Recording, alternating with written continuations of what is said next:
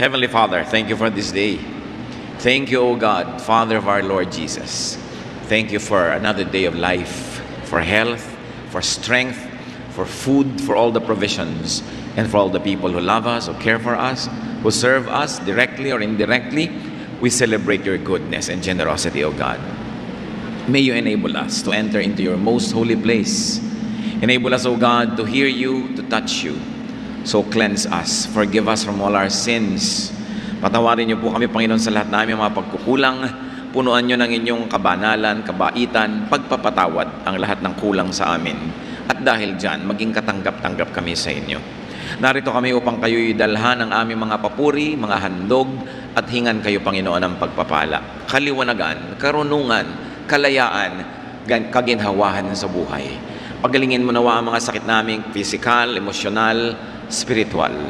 Palakasin mo nawa ang aming katawan, maging aming espiritu, patalinuhin mo ang aming isip, nang lalo namin kayong maunawa. Bigyan mo kami ng kakayahan, Panginoon, na mabuksan ng mga hiwaga ng iyong salita, at ito maging kapakipakinabang sa pang-araw-araw naming pagkakilala sa iyo at sa pang-araw-araw naming pakikipagkapwa sa bawat tao. Nawa, manahan kayo sa aming puso. Bigyan niyo po kami, Panginoon, ng lakas ng isip at katawan, kapayapaan, katahimikan ng loob, para buong-buong maibigay namin sa iyo ang aming atensyon. Protect us from all evil men and evil spirits, from all malicious plans of the evil one against your people. Protect our loved ones who are not with us right now, even our homes, our businesses. Lord, descend from heaven into our hearts. Sit on your throne of power and glory. Release us, empower us, and give us your blessing. In the name of your Son, our Lord, our Savior, Jesus Christ, we pray. Who is really blessed? Marami tayong mga tinatawag kung minsan na blessed. And let's study who we usually call blessed. Sinasabi natin, ano mo, blessed na blessed yung kapatid na yan. Bakit? We call them who achieve their goals as blessed. Those who become successful. Whatever measure of success we use. We call blessed those who receive material things. Kasi, naka-receive ako ng blessing. Meron ako increase ng sweldo, tumubo ang aking negosyo. We call blessed those who are and who become abundant and wealthy, and very especially the healthy. We call blessed those who have good relatives and friends. Sabi mo, alam, blessed na blessed ka naman, ang babait ng mga anak mo, meron ka mga kamag-anak na may kaya, etc., etc.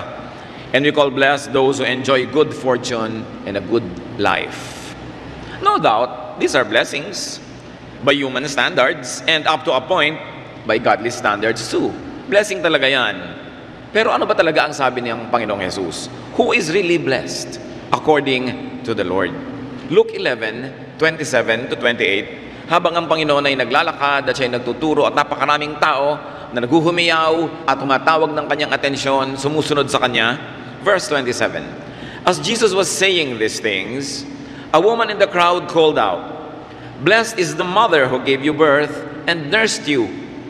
He replied, "Blessed rather are those who hear the word of God and obey it." Isang babae ang naghuhumiyaw. Sabi, bukod namang pinagpala ang babaeng nagluwal sa iyo at ang babaeng nagpasuso sa iyo at nagbigay ng kanyang gatas at nagpalaki sa iyo at nag-alaga. Sabi noong babaeng sumayaw, yun daw ang blessed. Of course, he was referring to the mother of Jesus, Mary. And Jesus said, ang talagang pinagpala ay yung nakakarinig, yung nakikinig ng salita ng Diyos at sumusunod dito. Hindi naman niya sinabing hindi pinagpala si Mary.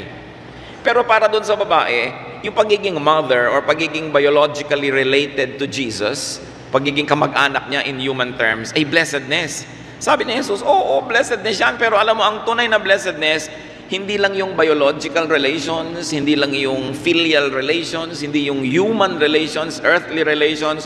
Ang tunay na blessedness is relationship with God. And what kind of relationship is that? It is a relationship that begins with hearing. Why? Because God is spirit.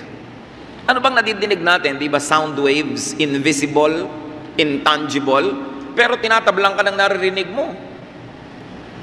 Pag nakarinig ka ng magandang balita, sumasaya ka. Pag nakarinig ka ng nakakatakot na balita, natatakot ka. Pag nakarinig ka ng magandang musika, sumasaya ka. Pag nakakarinig ka ng music na ayaw mo, sumasakit ang ulo mo. Nababago ang tao, naapektuhan ng tao ng kanyang nadirinig. Kaya sabi niya, hindi naman nakakapagbago kung ikaw ay nanay ko o kapatid ko o tatay ko o kamag-anak ko sa laman. Ang tunay na nakapagbabago, yung nakakarinig ng salita ng Diyos. So the woman called Mary blessed because she gave birth to and nursed Jesus. But Jesus declared that the really blessed people are those who hear, those who obey, and those who hear and obey God's word. Bakit ko pinagtatlo? Meron naman talaga nakikinig lang pero hindi pa nag-o-obey. Pero yung palang blessing na. Yung nandiyan ka't nakikinig, nabe-bless ka na nun. Yung sumunod pa, lalo namang na-blessed. Ngayon yung patuloy na nakikinig pa at lalong sumusunod, yun ang talagang blessed. Huwag niyong sabihin, mabuti pa yung kumari ko, yung anak niya gumraduate na sa nursing, blessed siya. Ako, 3 take na yung anak ko, hindi pa gumagraduate. Pero kapatid, kung nakikinig kayo sa salita ng Diyos, blessed kayo.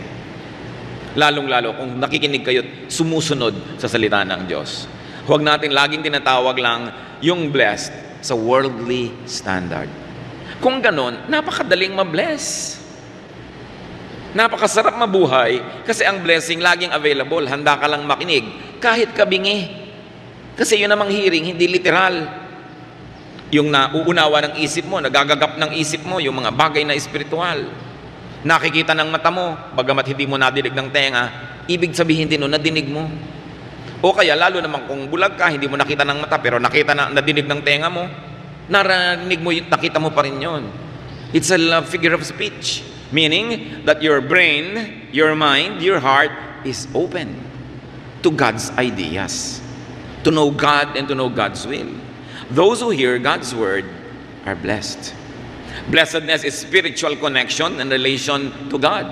Kaya hindi pwedeng hindi ka umattend ng worship na hindi ka ma-bless basta dineclare yung God's word. Blessed ka na agad. Just hearing God's word by itself is already a blessing. Why? Because hearing brings in ideas, and ideas change the mind and the heart. Ideas align us with the Spirit of God. It's a blessing to hear God's word because faith saves and faith comes from hearing. It is faith that saves, not knowledge, not biological relations. It is faith that saves, and faith comes from hearing, from reading, from understanding God's words. Romans 10:17, faith comes from hearing the message. Tayong lahat narito because one day we heard the message of salvation. We heard the message of liberation and freedom. We heard a message that made us know that we are sinful and sinners and that we have to change. Or we have the message that gave us comfort in our affliction. And so we are attracted to God's word. And so we have faith. And that is a blessing. Kaya napakalaki pong ministry ang broadcast, ang print medium, ang telecast, dahil agad-agad sa ilang saglit napakaraming nakakarinig. Kasing halaga din naman nun, yung person-to-person Bible study, yung nagtuturuan, nagsishare ka, nagpapatotoo, directly or indirectly, nagko-quote ka man directly ng verses o hindi. Kung yung ideya nun, sinasabi mo pa rin, ipinapamuhay mo, your audience hears the Word of God. So lahat tayo, preachers. The act of hearing God's Word opens up a person to blessedness. So gusto nyo maging blessing sa mga tao? Speak about God's words. But you don't always have to say Romans 10:13. Pag yung diwa nun, yung laman nun, yung gata nung salita na yun, sinyer nyo na, kahit hindi nyo kinukot yung exact words, yun pa rin yun.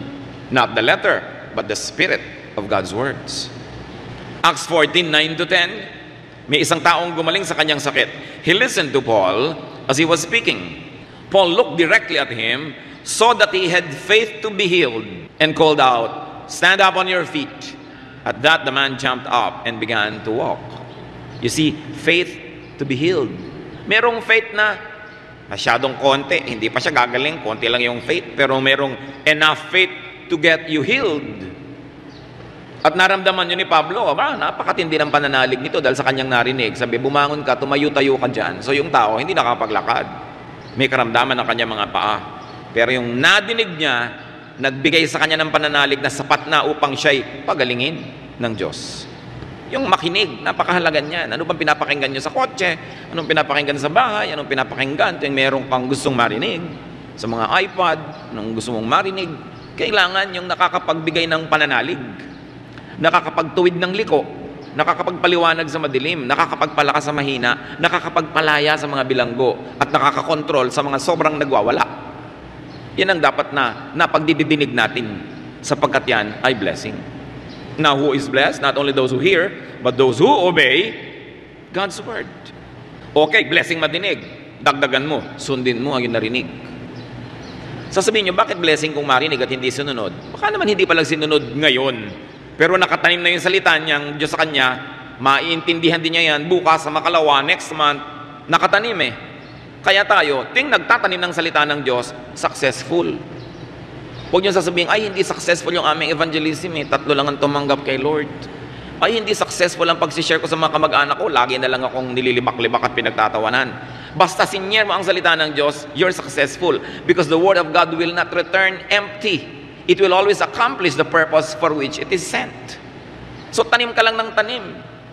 Alam nyo, ngayon ang mga tao halos gustong-gusto na mag-Bible study. Halos sila pa yung magmakaawa na mag-Bible study. Mag-Bible study ka, gustong-gusto. 30 years ago, hindi ganon. Pahirapan. Ang hirap-hirap mag-invite, ang hirap-hirap mag-open ng Bible study. Pero kasi marami nang natanim ng mga una, mga panalangin ng mga nauna sa ating mananampalataya. Akala natin walang nangyayari kasi ang konti-konti nila, ang tagal-tagal. O kaya yung mga nadinig na mga broadcast, nadinig na mga salita ng Diyos, tumatalab yan. Yung iba lang parang gamot, time release. Hindi agad-agad, yung iba naman mabilis. Pero walang nabibigo na pagsasalita ng salita ng Diyos. Lagi yung successful. Bakit? Salita yan ng Diyos eh. Kaya dapat share ka ng share. Isipin mo mang magtatagumpay ka at hindi, kaya mo o hindi, mayroon kang training o wala, mag-share ka. Because the Word of God will never come back empty. It will always accomplish great things. Eh kung nag-obey ka pa. Now there are those who obey God because they hear God's Word from an outside source. From a preacher, from a teacher, from a witness. Pero mga kapatid, gusto kong idiin, hindi lang nadidinig ang salita ng Diyos dahil may nagsabi sa iyong ibang tao. There are those who obey God because they listen to the Holy Spirit directly. There are those who obey God because they listen to the inner voice, to their conscience. Diyos din naman nagbigay ng konsyensya. There are those who obey God because they listen to their natural and indigenous spirituality, which is innate to every human being. Why? Because God created us in His image. Nakatanim sa ating pagkatao ang salita ng Diyos. Genesis 2:7, the Lord God formed the man from the dust of the ground and breathed into his nostrils the breath of life, and the man became a living being. Ang pinagkaiba natin sa hayop, sa lupa, hiningahan tayo ng Espiritu ng Diyos. Bawat nilalang, bawat tao, merong Espiritu ang Diyos sa kanya. Kahit narating siya ng missionary o hindi. Kahit narinig niya literally yung Revised Standard Version o yung King James Version, meron pa rin siyang pag-unawa at pagkakilala sa Diyos. Likas yun sa Espiritu ng tao. The Spirit, the voice, and the Word of God is in man, inside him. Because the Spirit of God resides in every person. Meron lang ang Espiritu ng Diyos na sobrang napapalawak pa dahil nakarinig pa ng talagang literal na Biblia, naturuan, lumaki sa church, mas lumago yung Espiritu. Pero lahat ng tao may nakatanim na Espiritu ng Diyos. Dapat lang gisingin, pukawin, palaguin, payamanin. Pero nandun yun. Kaya yun din katuruan ng Diyos, bagamat ang sarap kung sa Biblia mo nabasa lahat, ang linaw eh. Pero nakatanim din yan sa puso ng mga tao kahit hindi nila nababasa pa yung Biblia. Kasi nandun ang Espiritu ng Diyos. Kaya ang sabi ni Pablo sa mga hindi Israelites, kasi alam nyo, yung mga Israelites, nasa kanila yung Word of God, nasa kanila yung Bible, iniisip nila, sila lang ang marunong, sila lang ang nakakakilala sa Diyos, sila lang bukod tangi na may pagkilala sa may kapal. Sabi ni Pablo, hindi, mga Gentiles man, merong nakatanim. Romans 2:14-15. Indeed, sabi ni Paul, when Gentiles who do not have the law, meaning the Bible, do by nature things required by the law, they are law for themselves, even though they do not have the law. Sabi niya, Kahit yung mga hentil, hindi mga Israelites, mga lahi na ipinanganak labas sa Israel, kung ginagawa nila sa buhay nila, yung batas na isinulat ng Diyos sa kanilang puso, na isinulat sa bato ni Moses at isinulat sa ating mga papel, kahit hindi nila nabasa yung mga papel na yon, kung ginaganap nila sa buhay nila yung kalooban ng Diyos, yun ang salita ng Diyos sa kanila. So, while it is a great blessing to hear the literal and the actual words of the Bible, even without hearing it, people can hear the voice of God because God is in them. Hindi lang nakarating halimbawa ang Diyos sa Pilipinas, dala ng Katolikong si Magellan o dala ng Protestanteng si Admiral Dewey. Alam nga naman na noong 1521 lang dumating ang Diyos sa Pilipinas. At ni kahit kailan, hindi siya nagpakilala sa ating mga ninuno, hindi siya nagpahiwatig na may Diyos.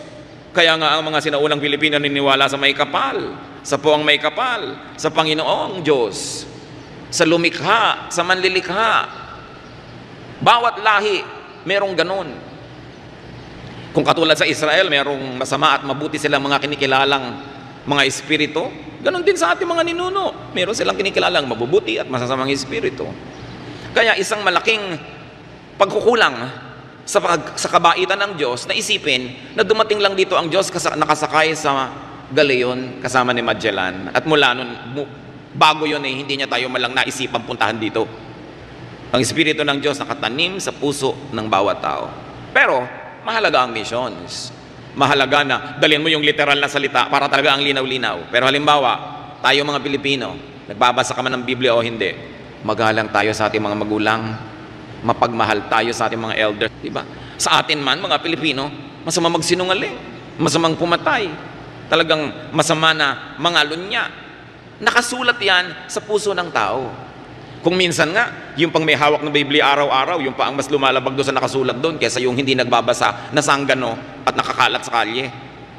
Kaya nakita nyo ang Panginoon, ang puso niya napakalapit doon sa mga tinatawag ng mga religious leaders na sinners. Kasi yung mga religious leaders, yung mga Pharisees, mga Sadducees, sa ulo ang Biblia. Pero ang pamumuhay nila, puro pagbabalat kayo, puro pahirap sa kapwa, puro pag-uusga, walang kabaitan. Kaya sabi ng Panginoon, ito yung mga taong ito, kita nyo itong mga prostitute, nagbabasag ng pabango para ibigay sa akin. Kita nyo itong mga sinners, inihahayag ang kanilang mga kasalanan at nagtutulungan. Kaya, ang salita ng Diyos, hindi lang franchise ng may hawak-hawak ng relihiyon. Hindi lang franchise ng Katoliko o ng Protestante o ng born again. Ang Diyos, nararamdaman ng bawat isa. Pero syempre, lalong tumatalab kung nagiging sobrang linaw dahil doon sa nakasulat sa Biblia. So who is really blessed? Those who hear and obey God's word are truly really blessed. So kung ikaw man ay Gentile na sumusunod sa spirit of God's teaching, hindi mo alam yung law and literal, lalo kang na-bless kung nahir mo na literally pa, tapos inobey mo pa spiritually. Romans 2:13, for it is not those who hear the law who are righteous in God's sight, but it is those who obey the law who will be declared righteous. So maaaring may mga tao, sinasabi mo, ay hindi siya saved kasi hindi siya born again eh. Diba? Ganyan ang pananalig, ganyan ang tinuturo. Ano naman ang malay mo kung born again siya, hindi lang niya alam, wala lang kasi yung tatak na born again. Diba? Pag nananalig ka sa Panginoong Jesus, tumatawag ka sa Kanya bilang tagapagligtas, ikay maliligtas, malaman mo mga hindi na born again ka, saved ka. Kasi yung born again, brand lang yun eh. Tatak. Pero pwede mo alisin yung tatak, nandun pa rin yung produkto. Kahit palitan mo yung pangalan nun, palitan mo yung karatula. Ngayon, yung mga tao na Bible ng Bible, tapos born again ng born again, pero hindi naman totoo sa puso nila, yun ang delikado. Kasi kung may tatak ano, I attend a born again, Bible-based, Christ-centered, evangelical, full gospel church. Yung ang dami mong brands. Pero sumusunod ka ba? Yun ang napaka-importante. Sometimes those who obey the natural law in them are the more righteous ones than those who have the literal written word in their hands. Ngayon, wala namang masama sa written word. Maganda nga, lalong maganda. Pero huwag nating mamaliitin o liliitin yung pananalig ng bawat nilalang. Kaya lagi tayo, huy, yung auntie ko, unbeliever. Bakit mo sinasabi yun? Kung tumatawag din siya sa Diyos, kaya lang, minsan marami pa rin siyang iba tinatawagan. Siguro, gusto niyang makasiguro. Pero tumatawag siya sa Diyos. Nananalig siya sa Diyos, tapos darating yung taklesang member, sasabihin sa pastor, yung auntie ko po, ito, unbeliever po. Yung nadinig na nung taong tinawag siyang unbeliever. Nananalig siya sa poong lumikha, di believer siya. Kulang lang siguro sa fine-tuning. Kumbaga sa istasyon ng radyo, mag-aralgal. Pero nadidinig mo pa rin. Ngayon, nung nabasa yung Biblia, luminaw na fine-tune. Pero huwag kayo nagtatatawag kahit kanino na unbeliever. Anong malay nyo kung ano nasa puso niya? Judgmentalism yan. So we don't use that word in this church. Our teachers are instructed never to use that word. Kung gusto mo, tawagin mo, ito po yung tita ko, FE. Ibig sabihin, for evangelism. Pero huwag unbeliever. No? John 13:17, now that you know these things, you will be blessed if you do them. So you are blessed when you know God's word, and you're even more blessed when you do them. Many people wait and long for a blessing. Marami sa atin kumisa naiinggit sa blessing ng kapwa. Because they think that they are not blessed unless they get the material things they want. Unless they enjoy good things and experiences. But the easiest thing is to be blessed. Just listen to and especially hear God's word. Yun palang blessing na. Bawat araw gusto nyo mabless? Read your Bible. Listen to the word of God being preached. Listen to godly songs. Blessed ka na. Kahit ka nakaratay sa banig ng karamdaman. Bagamat mas masarap sanang malusog ka. Pero huwag mo sasabihin hindi ka blessed dahil may sakit ka. Pag nakikinig ka ng salita ng Diyos, blessed ka. Kaya yung mga iba, dahil lang naratay, kaya pakinig ng pakinig eh. Pero kung busy, hindi nakakapakinig. So mas na-bless spiritually, although physically, nagkaroon ng handicap. So mo sasabihin, hindi ka blessed. Especially obey God's word that you hear from the outside and from the inside, from your conscience. Then you will really be blessed.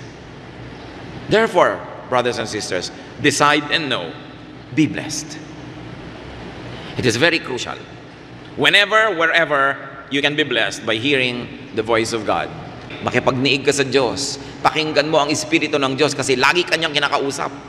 Ang Diyos laging nakikipag-usap. Ang tanong lang lagi ba tayo nakikinig? Ipikit mo ang iyong mata, ano man ang kalagayan mo sa buhay, may pera ka't wala, may sakit ka o malusog, masaya ka o malungkot, makipagniig ka sa Diyos, and you are blessed. Know that you are blessed. Iba kasi kung blessed ka, tas hindi mo naman alam, kung maka-arte-arte ka tuloy, para kang kawawa, para kang lugi, para kang iniwan. But you must know that you are blessed. Dapat aware ka na blessed ka just by hearing God's word, and especially if you obey. Kung minsan, sobra tayo nagigilty, mga kapatid. Kasi tayo tao, kinakapos tayo sa pagsunod sa alam nating tama. Maging mabait din kayo sa inyong sarili. Hindi naman talaga natin kayang sundin lahat agad sabay-sabay. So, ipagpasalamat mo sa Diyos na nadinig mo ang isang utos at nasunod mo. At kung meron ka pang hindi nasusunod, bagamat dapat sundin agad yan, pero kung talagang hindi mo masunod-sunod at yun ang totoo, huwag mong ikaila, ipagpasalamat mo pa rin na narinig mo, bagamat hindi mo pa nasusunod. At least, alam mo kung anong dapat mong sundin. At pag naihanda mo na yung loob mo, na ayos mo ang kapaligiran, susunod ka na rin doon. Hindi gusto ng Diyos na yung salita niya, lagi lang tayong pabigatin ng loob dahil sa guilt.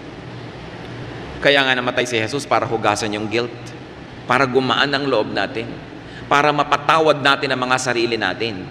Kung minsan hingi tayo ng tawad sa Diyos, pero tayo hindi nagpapatawad sa ating sarili. Nabubuhay tayo sa multo ng nakaraan. Nabubuhay tayong laging inaalala ating mga pagkakamali, pagkukulang, at tuloy nawawala ang luwag ng loob, ang ginhawa, nawawala ang saya. Ipagdiwang na nadinig ang salita ng Diyos na sinunod na.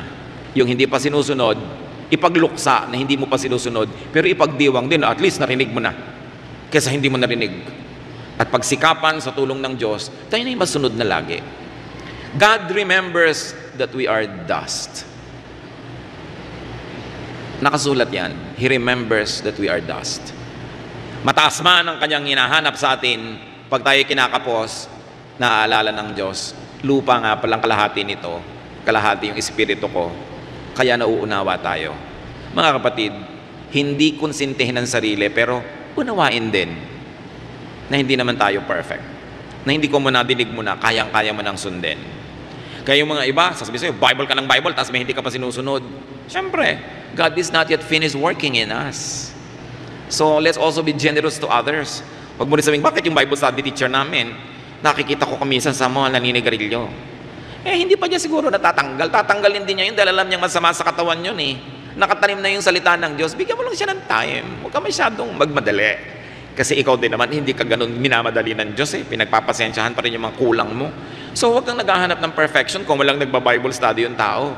Sasabihin pa ng iba, Bible ka pa ng Bible, tigilan mo na yan. Ang sama-sama din naman na ugali mo. Aba, yung masamang ugali na nagba-Bible study, may pag-asa kaysa yung masamang ugali hindi nagba-Bible study. Bagamat huwag naman yung laging excuse yan na, God is not just finished working on me. Dapat naman, work in progress. Ikaw man at dumadaan doon sa kalsada, 5 buwan na yung hukay, hindi pa tapos, di ba? Naiinis ka na rin. Ang tagal-tagal ito, hindi na matapos-tapos. Pero natutuwa ka, wow, ang bilis lumago nito. Pupunta ka sa Fort Bonifacio, wow, parang kabuting nagtutubuan ng building, ang bilis matapos. Ganon din dapat ang nakikita sa atin ng Diyos. Pero pag hindi pa tapos, huwag husgahan. Hindi pa pantay ang paa, hindi pa patay yung tao, may pag-asa pa yan. At kung ikaw man ay may pagkukulang, inabutan ka ng kamatayan, yung dugo ni Jesus ay sapat na ibayad sa lahat ng kulang para ka pa rin makarating sa kalangitan. Yun ang kagandahan ng pananalig. Hindi tayo hinahanapan ng Panginoon na maging perfect. Pero sabi niya, be perfect for I am perfect. Ang ibig sabihin niya, yan ang goal mo. Pero ang totoo lang, I remember that you are dust. So give that same kindness to people. Mabuti na yung may goal ka. Di ba yung karera, hindi naman lahat nakakarating doon sa finish line eh. Pero hindi ka naman sa kabila napunta dahil alam mo nandun yung pupuntahan mo. Meron kang goal. At ang mahalaga, papalapit ka ng papalapit. Ang mahalaga, sumali ka. Hindi ka basta pumwera. Nung sinabi ng babaeng, bukod na pinagpala ang babae na naglihi, nagbuntis, nag-anak sa'yo, sabi ni Jesus, pinagpala lalo yung nakikinig sa salita ng Diyos. Hindi niya minaliit si Virgin Mary, okay? Hindi. Kaya lang, itinuwid niya yung paniniwala ng babae na maging kamag-anak ka lang ni Jesus, okay ka na. Di yun.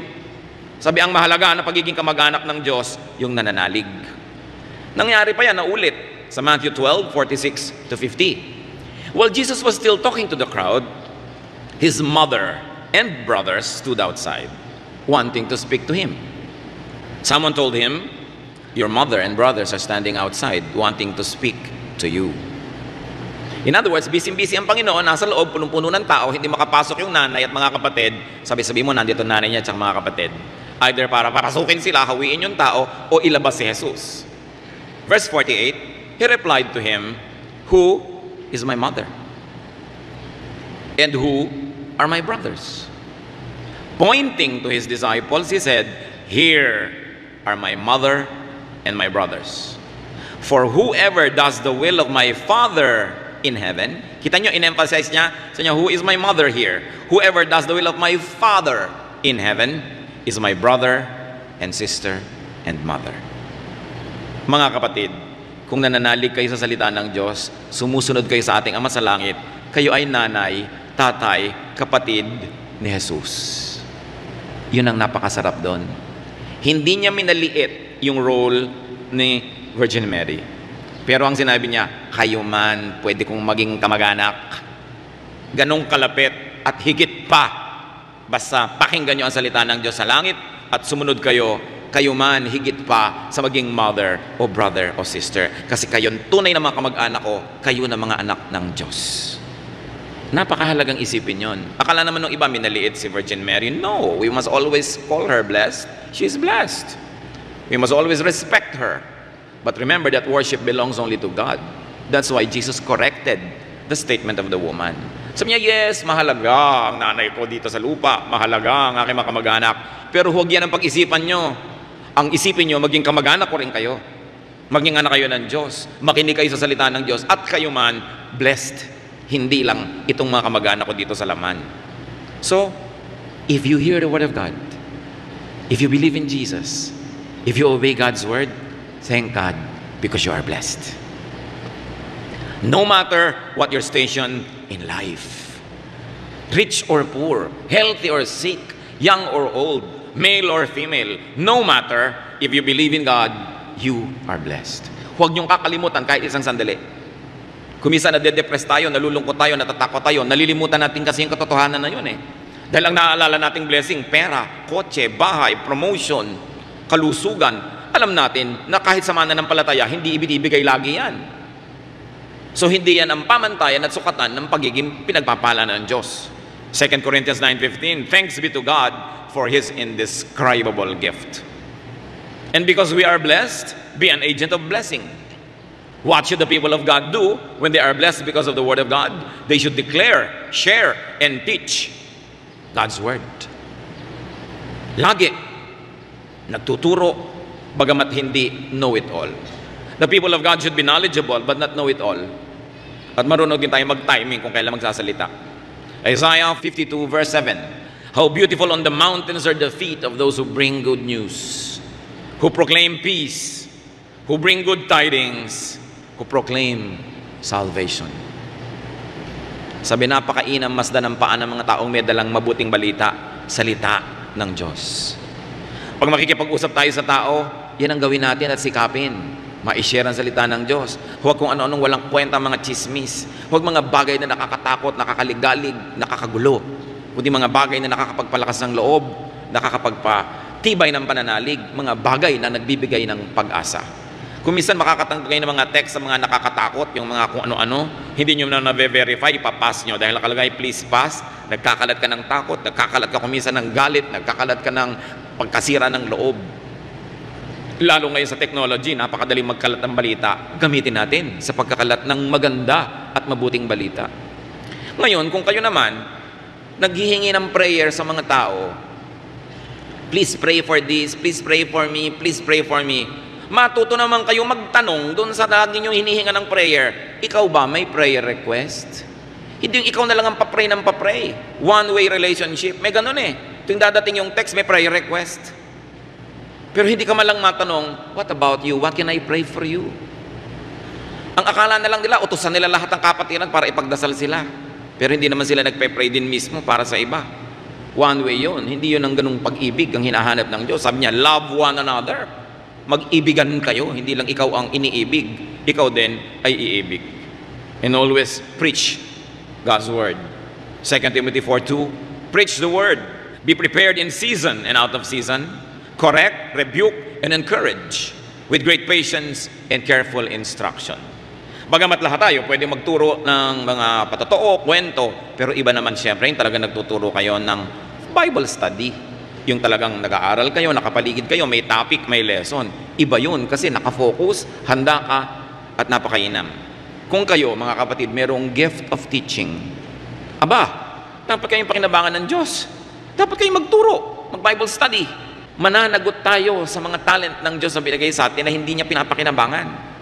Lalo kayo merong training talaga sa education, kayo yung mga trainers, mga sanay kayo, lalong dapat kayo ang maging mga Bible study teachers para yung training nyo, pakinabangan ng Panginoon, para maraming mabless pa.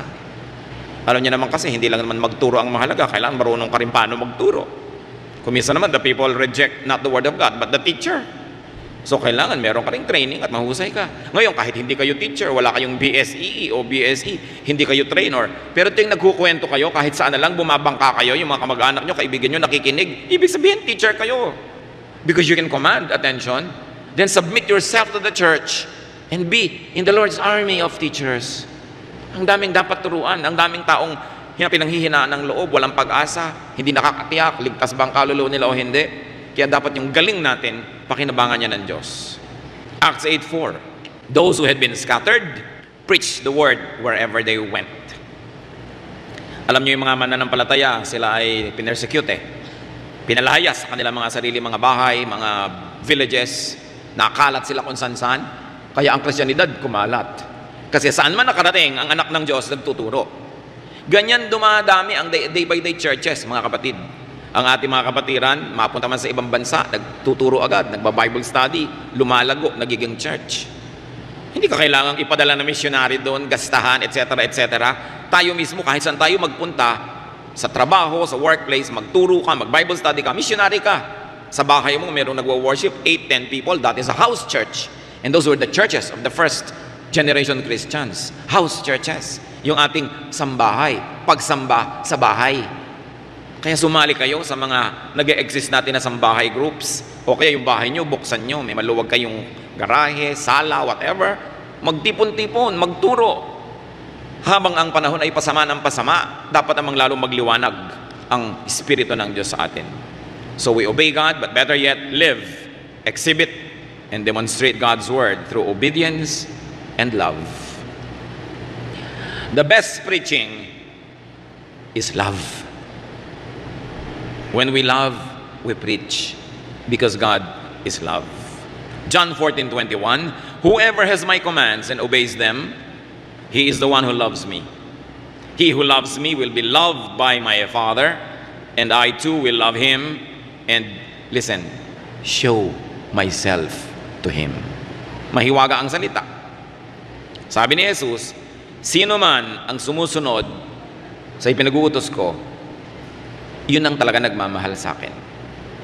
At pag nagmamahal sa akin, minamahal siya ng Ama sa langit. At pag sumusunod at nagmamahal sa akin, lalo akong magpapakilala sa Kanya. Kung minsan sasabihin natin, kilala mo na ba si Lord? Ay, nakakilala ako noong 1984, ganyan, nakakilala. Pero yung pagkakilala nyo ba sa Panginoon noon at ngayon na hindi na umasenso, hindi na lumalim, hindi na lumawak at tumaas?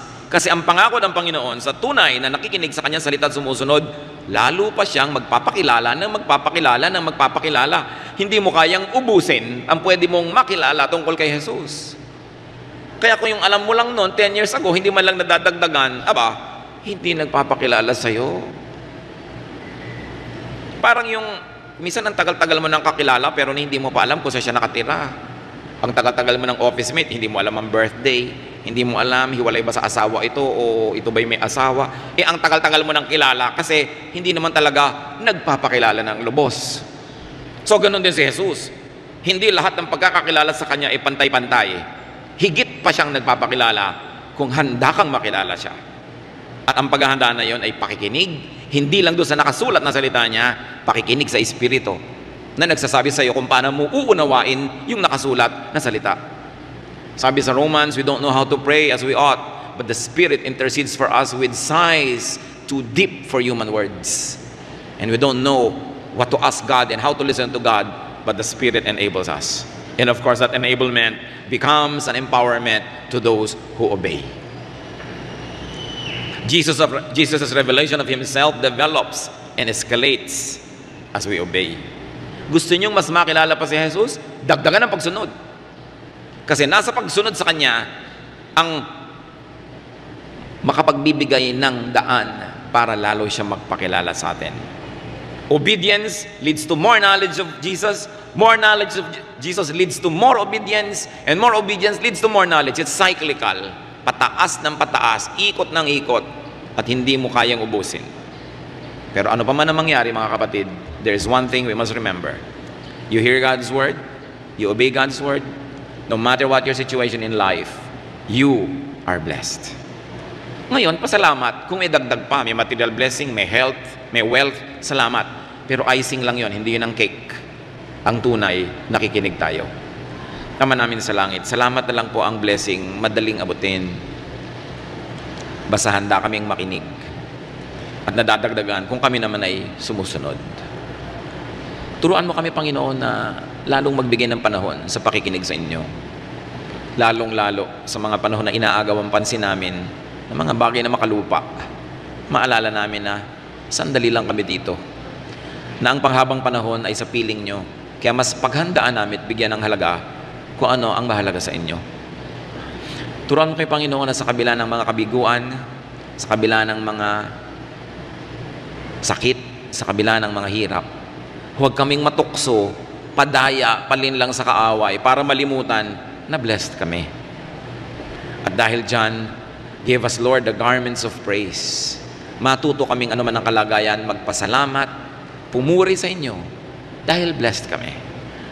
Turuan mo kaming tingnan ng mundo sa iyong pananaw. Your thoughts are not our thoughts. But we ask you, Lord, let your thoughts be ours. As we obey you, teach us to see what must be seen, to hear what must be heard, and to be thankful for our blessedness. Magbulay-bulay tayo sa mandali, pasalamatan natin ang Diyos sapagkat lahat tayo pinagpapala niya. At kung may dagdag pang mga ibang pagpapala, ipagpasalamat nyo rin sa Diyos. Ngayon, ipagpatuloy natin ang pagsamba sa pamamagitan ng personal na pagpapasalamat.